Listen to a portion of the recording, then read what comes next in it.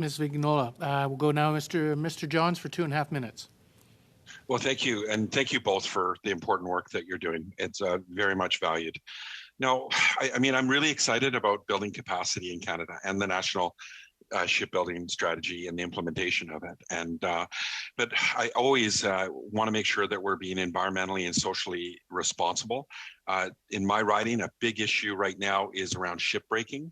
As we see, the retirement of vessels, BC Ferries, international vessels come into our riding. It's been highlighted by a local area director, Daniel Arbour, from the Comox Valley Regional District, and a international NGO shipbreaking platform that, we understand that shipbreaking and recycling is necessary, but certainly it's hazardous, and it's an activity that bears high environmental and labor risks, and that we've got to, establish an emerging international standards, such as the Hong Kong International Convention for the Safe and Environmental Sound of Recycling of Ships, the Basel Convention, the EU ship recycling regulation that point at gaps in Canada's shipbreaking policies and regulations. And it really requires public investment dollars to qualified shipbreaking facilities to help them meet new standards and regulations.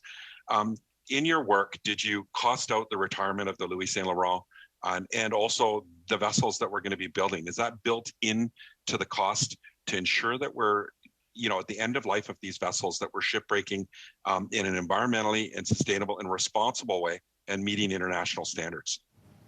So we looked at the cost of procuring these 2 additional ships, but we did not look at the cost of extending the life of the Louis Saint Laurent, nor of its retirement, because that was not within the scope of that report, nor did we look at the cost of operations and maintenance of these 2 newly acquired ships. And I understand these would be significant costs over a 40-year lifespan, but we solely focused on the procurement costs of these 2 new polar icebreakers, nothing on the Louis Saint Laurent.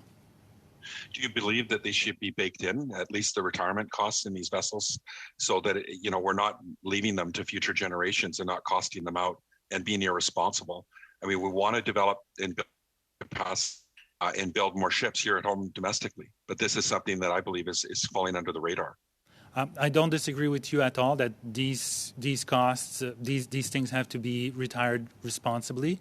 I think that the retirement costs of these 2 new polar icebreakers would probably fall into the operations and maintenance over a 40-year expected lifetime, and the lifetime of these ships could be extended by refurbishment. So we're looking at costs that are at the very least 40 years down the road, maybe 50 or more years down the road.